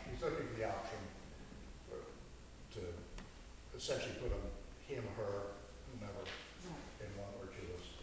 So we're not talking about anything that's distant from the White Nose or. Yeah, I'm prepared to support this, because as far as I'm concerned, whether the manager lives in the Pullen house in the old Schwartz property or 48 Piedmont is basically irrelevant. They're almost all equidistant. They're clearly contiguous to the White Moose, which is the center of operation. So on this one, I think if we've reviewed several times the quasi-off-site resident housing, it's not been a problem. No one's raised a problem. It seems to work. At the time when this initially came up, I was focusing on the off-site part. I now realize, we've lived with this, I'm less concerned really with off-site management than I am with non-owner residents. And this continues to be, as far as I'm aware, the only exception to the practice and the tradition. I mean, if we look to the largest hospitality, only two-star Michelin establishment that I'm aware of in the town, it is my understanding that the principal of that operation lives within walking distance and has pretty serious oversight on a day-to-day basis of that not insubstantial operation. Two of us, I know, live in the places that we run as B&Bs. We've just obligated the new owner, we hope, of what may continue to be known as the Foster Harris House, also to be residents. So, as I said, the Pullen House, the off-site, it's worked. I have no problem with where specifically that person lives. I am concerned that we at least all continue to be aware that there's a significant difference in the future of the town if fewer owner-operators of these sorts of establishments live outside of the town. It would be possible, I guess, not foreseeable, but possible that someone with a very deep pocket could end up owning Gay Street Inn, Middleton Inn, White Moose Inn, Foster, and never ever have visited the town. I think that would be unacceptable. So, two things. One, this is simply extending some possibilities to where an offsite manager can live. It's worked. I have no problem with it. But I wouldn't want to say that this is necessarily a precedent that we would grant to anybody else without track record. Mr. Gooch. As the applicant not here, you're reviewing a special use permit, and the applicant for that permit is not represented here. I actually asked the applicant said he would do his best effort to get his manager here. I did not suggest to Mr. Allen that he should come to this. In my judgment, this was something of such consequence that he should be here. If that was a mistake on my part, whatever. But at a minimum, without him here, if that's an issue, it seems to me we should approve the existing situation with Pullen House. But I think it is, but I happen to think we ought to approve the whole thing. I don't think it's So everybody, it's not fair to Mr. Abbott. Mr. Abbott, though, had been told by me, you better show up here. He would have shown up. So, It doesn't speak well for his manager. He's got off-site management, and he's not represented here by that manager. I don't know why that's the case. Let me clarify one point. It's been the practice of council when, just to review, not to necessarily require anyone's presence. If council were moving to take some sort of negative action, then I would think that the procedure would be that you set it over and give everybody notice and have everybody here. But at this point, you're not doing anything except. Because this is a review. Just So a you're not review, applying for yeah. any, well, It's so he is if you, applying though to expand The use. the location. So that is. and that, there was one other amendment granted. I'm trying to think, was it the same applicant to move, to substitute another manager at the house next door? And I don't think there was anybody necessarily here for that one either, but the review process, not really required the presence of folks. Because if you're gonna do anything, you set it open, give everybody notice. You're just seeing whether, if anything rises to the level that you want to move forward on something. Do we need a motion to approve the, I'm sorry, go ahead. Are all closer than what the original permit was, the SUP was for. So the change in the SUP was actually consistent with what we've already Yes. Well, decided. if they ended up at 48 Piedmont, I think by about 15 steps, they'd be further away from the front door cooling. But at this point, I'm willing to concede that they're all the same. I think actually the Schwartz residence is closer. And we know that that's where the Schwartzes lived at one time. So maybe it would have been nice to have Mr. Abdo or the manager here, but I certainly can't fault the mayor for And I suggesting. will take, if anyone's upset about it, Mr. Abdo asked me about this in an email. Yeah, I I did think not it's- say that he should come here. He said, I'll try and send my manager here. And I did not respond back and say, you ought to get the manager here. I just thought the guy would show up. So that's, Unless if there was there's anything at fault on that, it's me, it's not Abdo. Unless we have questions that needed to be answered by somebody here, I think in courtesy, it would have been a waste of their time to come. I have no questions for anyone from this organization. I think we can simply go ahead and extend approval to either continue to have on-site management in the Thorn House or 35 or 38 or 48 Piedmont Street at the discretion of the owner. Second?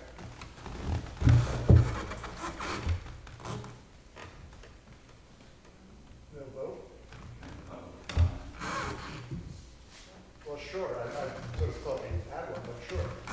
It's, yeah. I have in the past expressed some concern about conversion of residential properties to commercial uses, and it continues. My concern was initially raised with the conversion of the Jenkins Sisters House to a tourist home.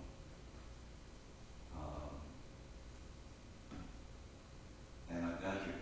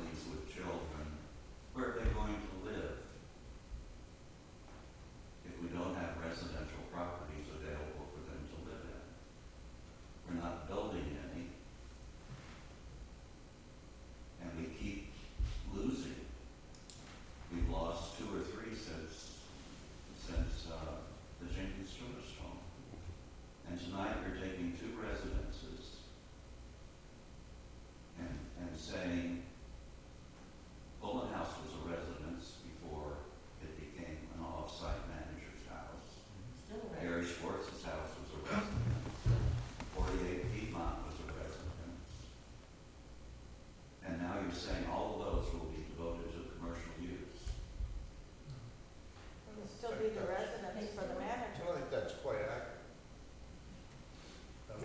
We've in a way been through this before, in a sense, because there's something of a dispute or difference of agreement is to. You've got a person living in a house, that's a But residence. you don't, Residence you is don't being believe used that for- Gary, Angel, and Mary Ann are residents in there because they're running commercial operations.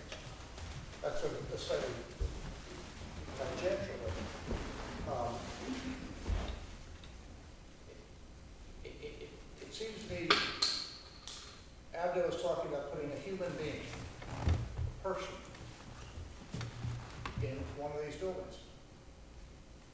And that benefits his business, but it's a person living there. And he's gonna do it in one of 3 buildings. And I accept your point that maybe at some point he then comes back and says, well, I wanna turn the unused house into another room or something. That, you have a point there. Well, his- I just think this, His history with his residential managers. well, let me just. You've got turnover over and over. It's not like having a family move in or having a single person move in and make it their home. You have someone that comes, stays a couple of months, they're gone. Then somebody else comes. It's not the same as a residence. It's related to the commercial operation. I accept that. That's a fair point they come and go. And I think one of the things which came up on this on-site management, I was surprised to learn with the Jenkins conversion that you can have something called a tourist home without having the owner live on the premises. The historic definition of a tourist home, and we had plenty of tourist homes in this town before the bypass, was a family living there or a person living there who had an extra bedroom and they rented it out. It wasn't having the owner live in DC, have Mr. Abdo's off-site management be the off-site management for a tourist home. And I really think that the zoning ordinance should require on-site management for tourist homes, bed and breakfast. And you mean resident on site? Because we have on-site management, it's just not the owner. So there's that further condition there. I do think. It's a tiny factual point, but there's nothing to do with your conceptual argument. The Windsor house is yet to be rented out and used as a tourist home, and it is my understanding, though I'm not sure it's a commitment, that Mrs. Windsor does not intend to have it rented out. But she has the Maybe right she to will do it. change her mind, and she's got the right to do it. She has the right to do it. This is like, just the occasional fact of what's going on is relevant. I do think that we have every reason to anticipate that if Mr. Abdo chooses to relocate his off-site manager, that the Pullen House will see yet further transition. The upstairs may continue to be a residence for somebody who's permanent, relatively permanent as a tenant, and the first floor might become something more of a commercial establishment. So I have been on the record as generally supporting Mr. Gooch's concerns. In this case, given what we've already done, I can't see that we have any option really to object to something that might actually be more closely related to the management of I mean, frankly, if they move into 35 Ridge, that's essentially living in the property. That's as close as you can get. So that to me would be a benefit. I'm more concerned, I agree, that I'd like to see a family or somebody come and really become a long-term resident tenant of 48. But, we'll see what happens. The off-site manager, as I understand, is only be occupying one of these 3 sites, allowing the other 2, either upstairs at Fulham House and I suspect 48 Piedmont, to continue to be tenancies for somebody who lives in town. So I share Mr. Gooch's concern. I've raised it before, but I think we can move on this tonight and approve it. Then first you have a second. Laura, again? You have a first and a second? We can vote. Vote? Yes. Thanks. We do. Yes. Yes.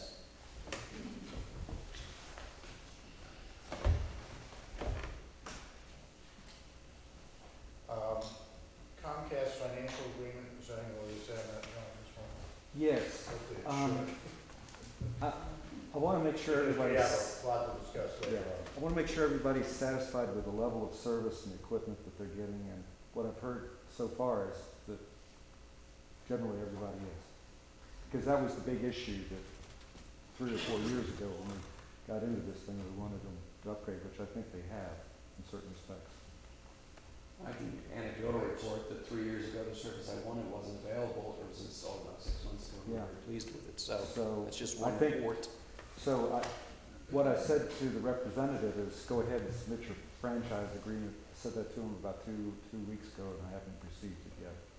So when they get it to me, it'll go on the agenda. Thanks. Next subject, real quickie, we need to approve,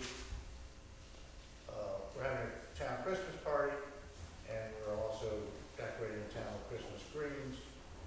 Do it every year.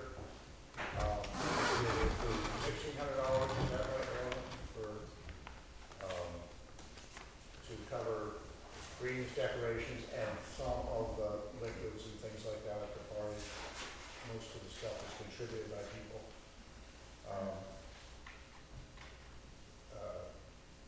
Notwithstanding all the various conversations about town finances, I'd like to think that we would recommend a $1,600 Is that adequate? or $1,800. Unless I can't find these tables that disappeared out of here, and then, maybe that would not be considered part of the same deal. Yeah, Anybody knows where those tables are, get them back, yeah, we've lost some tables. 5 tables. Not suggesting that they were stolen, just I suggesting just think someone they were borrowed. borrowed They for don't a seem to party or like it. something, and, These aren't the three. they're not the one. Okay, I would say, I'd like to make a motion yes, that we approve the $1,800, Up to 1,800. up to Okay. $1,800 for the Christmas decorating holiday. second, do I have a second? Sure, second. All in favor? Oh, Roll, roll. Okay.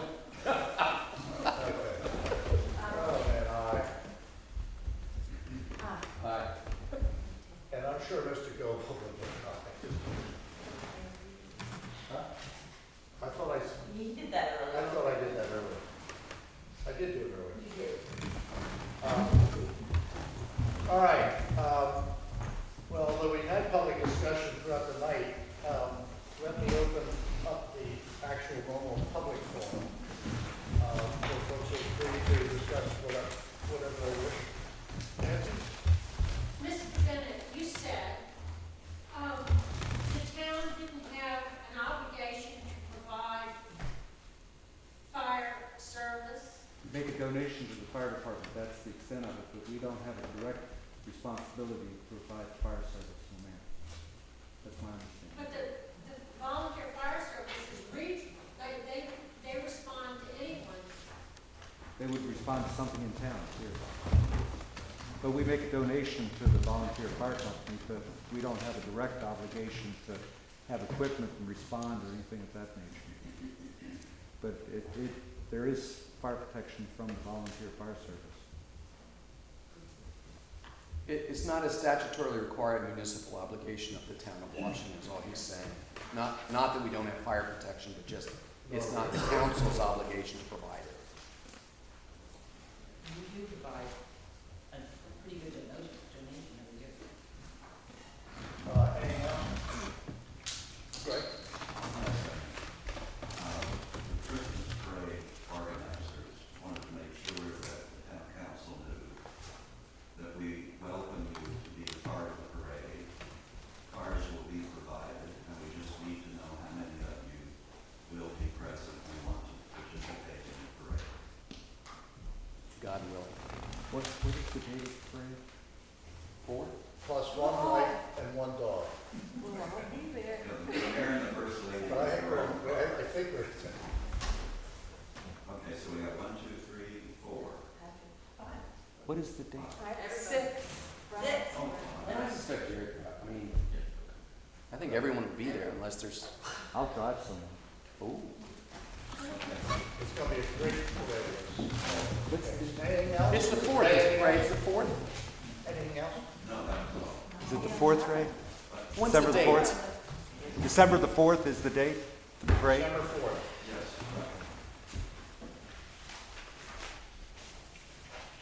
Sure. Yes, I'm sorry, I don't Don't have be all. sorry. Sure, yes. I don't have all the information, but I was wondering, what type of testing do we have on the water that goes into the river to make sure it's at a good level? You mean for the wastewater? Yes. We have some of the strictest testing in the whole state, imposed by DEQ, and if you ever wanted to come up in the office, I get a pile of test results every And the month. reason that I ask is because, there's some that were swimming in the, is that the same river that goes to Rock? Yeah, Eventually. eventually, it goes by my house. Because there was, people that were swimming down there, and one person had an open sore on their arm, and it got really, really infected to the place that they had to go to the hospital. Well, we do dig downstream monitoring, and we are in compliance. You know, there's a lot of ground to be covered between from here and there. I mean, cows run off and do the same thing. But we comply with, and we do testing downstream, like a certain point, and the water is cleaner there now than it was before we started the plant. So, I was just, I guarantee you that DEQ would be all over us. And there are a number of other, I mean, just, you know this, but there are a number of other streams and tributaries that enter into that point before it gets to Rock Mills. So it may still be the rush, but it's not just our stream. There are other runoff that comes in, so. What the town puts in the river is much cleaner than what's already in the river. Right. And that's been proven by DEQ. Yes, we are. All right, that is, unless, now close the public forum. The town council intends to go into a closed session. Mr. Bennett, would you make sure that we are literally correct in everything we say as to how we go into closed session, as there was some controversy with the board of supervisors recently? We want to make sure that we are doing things absolutely correctly, as we usually do. While that's being done, let me explain the audience, on the assumption that we vote to go into closed session.